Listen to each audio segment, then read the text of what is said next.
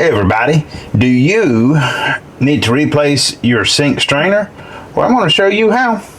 Coming up.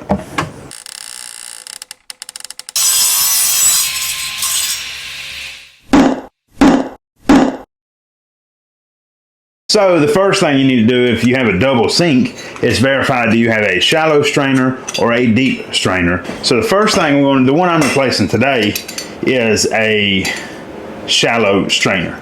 So the first thing we're going to do is remove the old strainer. To remove our old strainer, we're going to have to disconnect our drain, and there will be, this is your tailstock or tailpiece.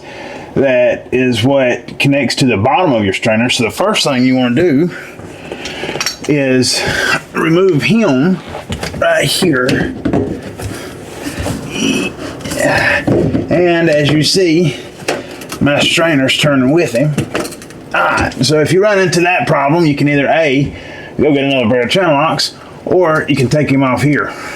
And all that's going to do, mind you, you shouldn't have any water here. The only place you'll have water is in your P-trap down here. Now if you're doing a single and not a double sink like this, then your tailpipe may connect directly into your P-trap, which then again you still shouldn't have any water. So we're going to just take him off here like so, and if we got the room, we'll just pop him over like that. And then try to get that nut off, which, like I say, you don't have to. What you can do here, the nut on your strainer, which this one's broke, that's the reason we're replacing it. So hopefully yeah, it's coming off, and it is gross. So we're just going to take him all the way off. There we go. Now we're just going to take that nut all the way off like that.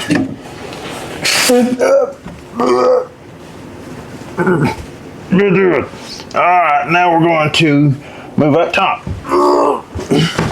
We've got our nut off the bottom, so all we got to do now is pull our strainer up, and we need to get that tailpipe off because we're going to keep him. We just unscrew him here. Once you pull him out, you're going to go through and clean this up real good. There. Now that we've got him cleaned as good as we can, we're going to take our strainer, and you'll have on the back here your strainer nut. You want to pull him off.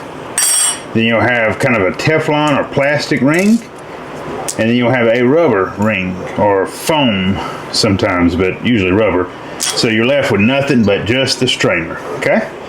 Then now you're going to want to take your plumber's putty, peel some out, about that much or so, and that's actually going to be too much because it's going to squeeze out, but too much is better than not enough. You want to make a sneaky snake. You're shooting for about the size of a number 2 pencil. So you should end up with something like that. You want to lay him on this flange right here of your strainer. And then we're just going to mush him down a little bit. From here, we just got to install him. So let's go back to the sink. Now we're just going to drop our strainer into our hole and press him down a little bit, like so. Something that will help you is a strainer wrench that looks something like this, and that'll fit in your strainer. And also a strainer nut wrench, which looks something like this, and that's going to help us tighten the nut, especially these big ones. You can do it with a big pair of channel locks and have somebody up here holding this holding this down as you tighten on the bottom. So you can do it with just a pair of channel locks, but these two tools will help. Alright, so we're back under our sink, and what you're going to want to do now is first install your rubber or foam ring, then install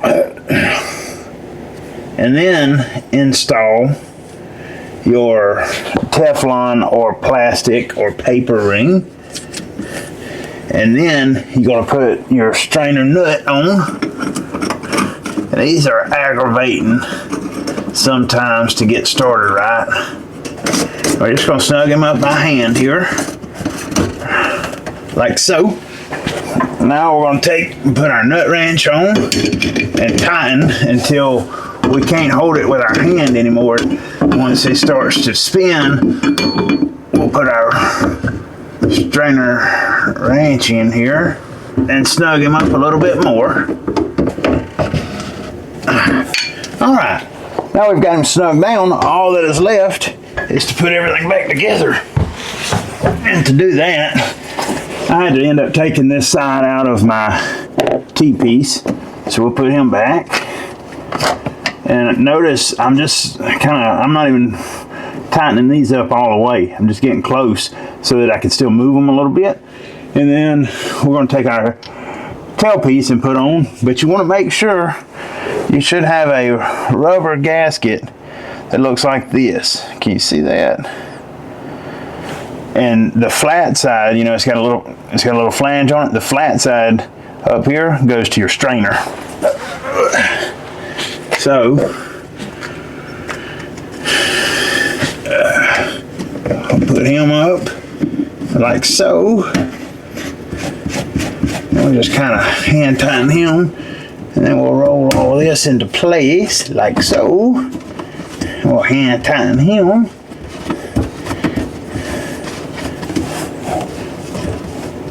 There we go. Once we get everything hand tight, we will put our channel locks on it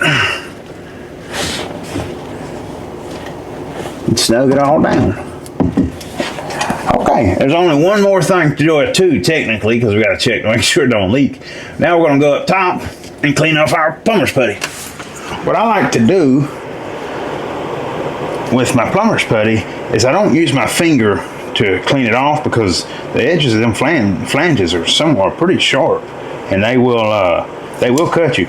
So I take a knife and I put him right on the edge there. I run him around like so. There you go.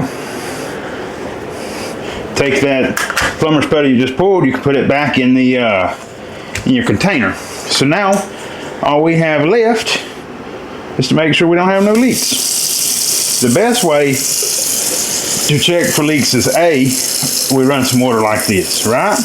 But if you want to make sure you don't have any leaks in your P-trap or anything else, you want to stop him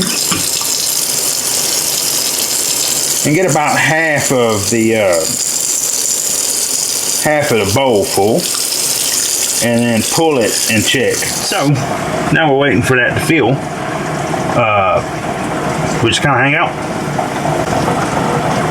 That's probably enough. I'm gonna leave y'all down here. I'm gonna go pour that up there.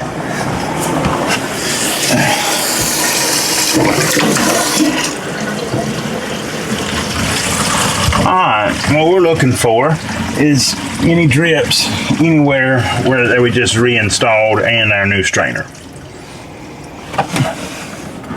And I see none. So there you go. If you're having some issues under the sink and you need to replace your strainer, that's how you do it.